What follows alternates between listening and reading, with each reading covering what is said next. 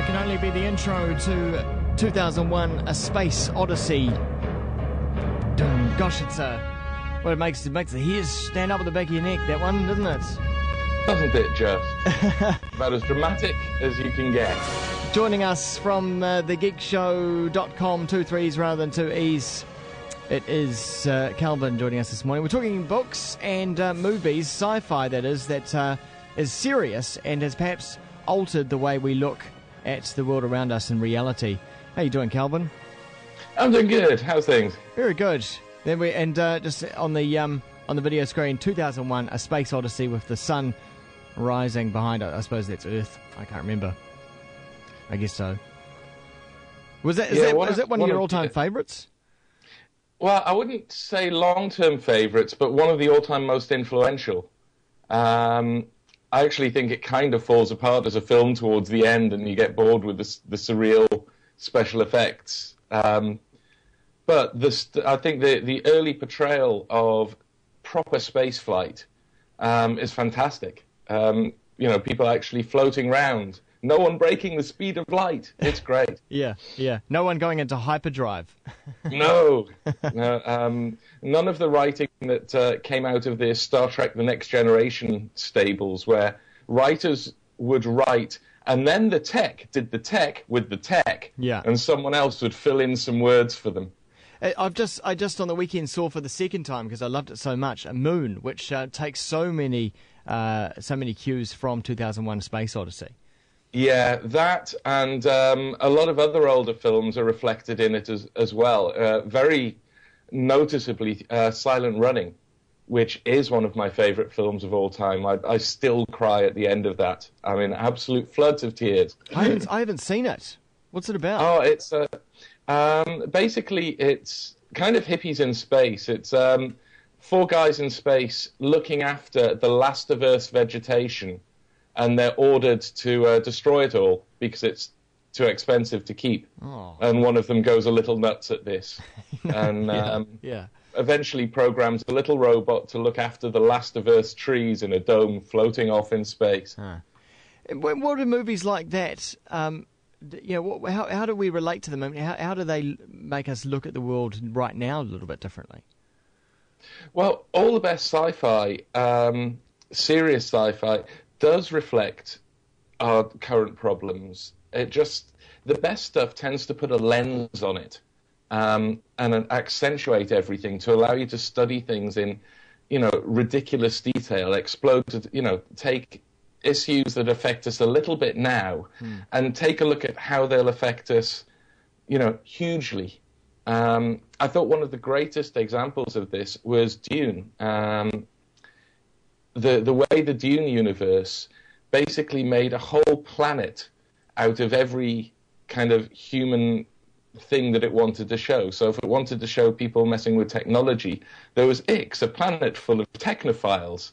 If it wanted to show, the nature of the power of a single resource, they had one planet with a single resource. Right. And if you can look at that in many, many ways. The obvious one recently is to see spice in Dune as oil, but it could be many, many other things depending on how you look at it. Yeah. So this is great sci-fi. It's where something is made and the authors may be saying that it's about one thing, but you can apply it to lots of other things as well. What about a really old sci-fi like Metropolis? Does that say, because that's years ago, and that was, I guess, looking at the future, probably even the future they imagine for us now in some ways. Can we take anything from past sci-fi? Apart from cool design, not that much. One of the problems I find, we've just done a list of a lot of our favourite sci-fi films and authors, and what we've noticed, there seems to be a bit of a gap here. With authors, there's a lot of the very early ones we think survived the test of time quite well, the H.G. Wells and Jules Verne's. Yeah. Where even though they were writing fantasy, they were really trying to do some serious extrapolation. And then in the middle, out of the golden age of science fiction authors, 20 years ago, we could have listed dozens and dozens of authors. But I don't think a lot of them stand the test of time because they never managed to get past the problem that we've got with science fiction now, which is how to deal with the impending machine intelligence, which is more intelligent than us. And it's become, it's often termed the singularity, and the term is often misused. But in sci-fi terms, it's become a point where you can't extrapolate anywhere beyond that. Because as soon as you're into a universe where everyone's uploaded and we're creating our own virtual spaces, you're into fantasy. Right. And there's very little, you can do to go beyond that.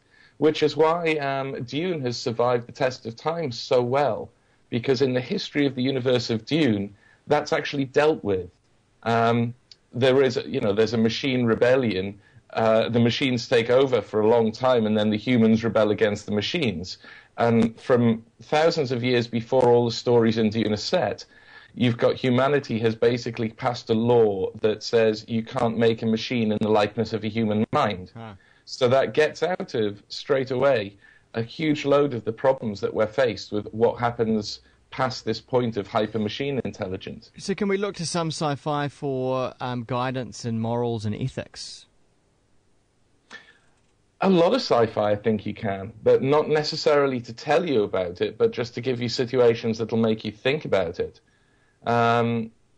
Hugely, I think that's what an awful lot of science fiction's about. I mean, especially if we look at Moon as a very good example. I think especially because there's so many long shots where you're essentially being given something quite beautiful to look at, but you've been put in a situation with a lot to think about.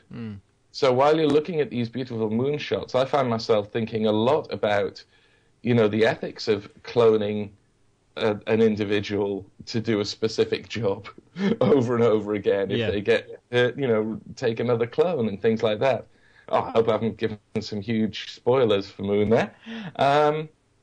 And lots of things deal with that. Children of Men as well, I thought, dealt quite well with, how society handles its birth rate and what would happen if it stopped and things like that. Are there examples also of sci-fi movies making us thinking about the environment and caring for the environment? I'm thinking two off the top of my head, WALL-E and also Planet of the Apes.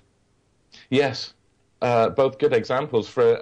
Once again, that's an old film and a new film.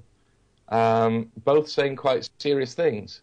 If you notice, there's kind of a gap in the middle, in the same way that there is with sci-fi authors. And that gap happened, I'd say, at exactly the same time as Star Wars, which suddenly made science fantasy incredibly popular. Right. And it marked pretty much a death of science fiction for almost 20 years in cinema. Prior to Star Wars, there was a lot of very serious films. Soylent Green, THX 1138. They weren't great fun for masses of people to watch, but they were damn good sci-fi. They raised brilliant points, and they were very moving films. But Star Wars came along and popularized the space opera, and flying around, shooting ships in space, having World War II fighter plane battles in space with big capital ships representing World War II warships. It was World War II in space. Space combat will be nothing like that. The distances involved will be nothing like that. The ships, if they are destroying each other, they'll be doing it from a very long way away. And they certainly won't be flying around with lasers that can only point forwards with the ship and things like that. So that set a precedent for action sci-fi. And not a lot of serious science fiction got put into that after then. It was a while before things started appearing, like Gattaca was one of the first of the new wave to sort of come back out. And that, what was another one? Strange Days was another film that didn't really make the mainstream very well, but that had quite a goodly amount of sci-fi in. Yeah. In fact, it was quite a very strong piece of William Gibson brought to the screen. Well, there's a whole list of authors and movies that might get people thinking, and maybe get some people adding to that.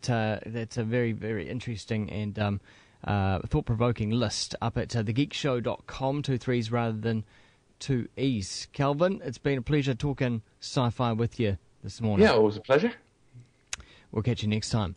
Also find Chelfyn on Twitter as well, twitter.com/Chelfyn, Chelfyn.